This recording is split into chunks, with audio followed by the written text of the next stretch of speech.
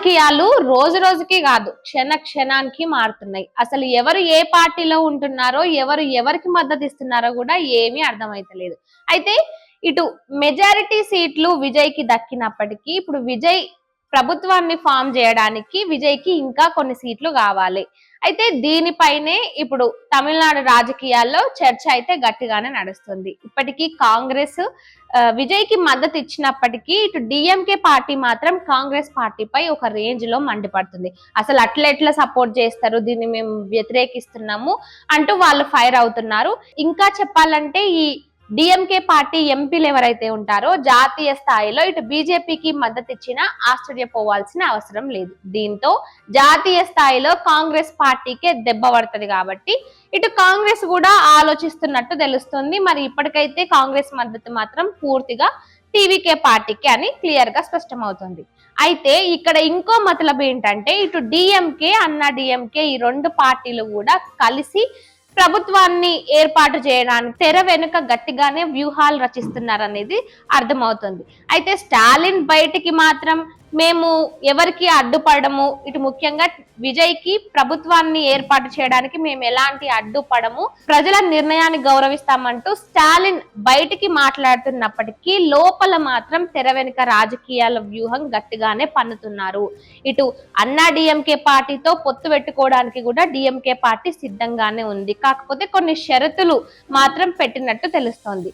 ఏదైతే అన్నా DMK BJP party పొత్తులో ఉన్నాయో బీజేపీ పార్టీతో కంప్లీట్ గా తెగదెంపులు చేసుకుంటే మేము ఖచ్చితంగా మిమ్మల్ని ఆహ్వానిస్తాము, మనం కలిసి గవర్నమెంట్ ని ఫామ్ చేద్దాం అనే ఆలోచనలో డిఎంకే పార్టీ ఉన్నట్టు తెలుస్తుంది. ఇక్కడ అన్న డిఎంకే పార్టీ ఏం కండిషన్లు పెడుతుందంటే ఈ మిగతా వామపక్ష పార్టీలు ఏవైతే ఉంటాయో వీసీకే గాని, ఇది బీజేపీ పార్టీ అన్న డిఎంకే పార్టీతో పాటు పొత్తుగా ఉంది, వీళ్ళకి 2 సీట్లు ఉన్నాయి. అయితే ఇందులో ఉన్న వాళ్ళకి మంత్రి పదవి ఇస్తే వీళ్ళని కూడా మేము కలుపుతాం అంటూ కూడా అన్న డిఎంకే పార్టీ చెప్తున్నట్లు ఇవన్నీ కూడా తెర వెనుక రాజకీయాలు అనేవి అయితే తెలుస్తుంది.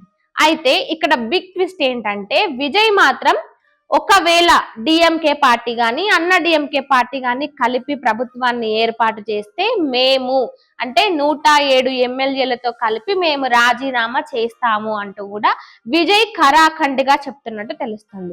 మరి నిజంగా 107 సీట్లతో ఒకటేసారి విజయ్ రాజీనామా చేస్తే తమిళనాడు రాజకీయ పరిస్థితి ఎలా ఉంటుందంటే అక్కడ ఖచ్చితంగా గవర్నర్ పాలన అనేది వస్తుంది. ఒక 6 నెలల పాటు గవర్నర్ పాలన ఉంటుంది. మళ్ళీ ఈ 107 సీట్లు ఏవైతే ఉన్నాయో ఇందులో మళ్ళీ ఎలక్షన్స్ కండక్ట్ చేస్తారు. సో ఇదే జరిగితే తమిళనాడు రాజకీయాలు మునుపెన్నడూ లేని విధంగా ఒక మలుపు తిరుగుతాయని అయితే క్లియర్ గా చెప్పుకోవచ్చు. ఎందుకంటే కొన్ని సంవత్సరాలుగా ఈ ద్రవిడ పార్టీలే ఈ తమిళనాడును ఏలుతున్నారు. మరి ఇప్పుడు మొట్టమొదటిసారి 3వ అతిపెద్ద పార్టీగా విజయ్ పార్టీ అవతరించినప్పటికీ ఇప్పుడు ఆయన ప్రభుత్వాన్ని ఏర్పాటు చేయాలంటే ఎన్ని ఇబ్బందికర పరిస్థితులు ఉన్నాయంటే ఆయనకి ఇంకా 107 సీట్ల బలం ఉన్నప్పటికీ ఇంకా ఆయనకు కొన్ని సీట్లు కావాలి.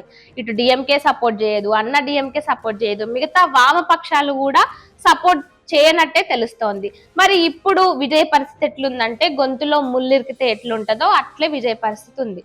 సో మరి ఇవన్నీ దృష్టిలో పెట్టుకొని విజయ్ అయితే ఒకవేళ డిఎంకే అన్న డిఎంకే కలిసి ప్రభుత్వాన్ని ఏర్పాటు చేస్తే ఈ 107 ఎమ్మెల్యేలతో పాటు కలిసి ఈ రాజీనామా అనేది ఖచ్చితంగా చేస్తాను అని ఆయన క్లియర్ గా అయితే చెప్తున్నాడు. మరి చూడాలి.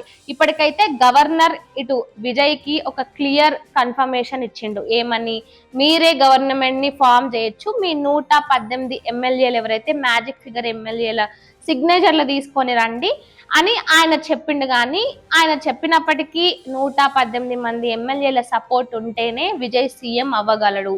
సో మరి డిఎంకే అన్న డిఎంకే పార్టీలు ప్రభుత్వాన్ని ఏర్పాటు చేసే తెర వెనుక రాజకీయాలు రచిస్తున్నారు. మరి నిజంగా విజయ్ 107 మంది ఎమ్మెల్యేలతో కలిసి రాజీనామా చేస్తారా? దీనిపై మీరేమంటారు? కామెంట్ రూపంలో చెప్పండి.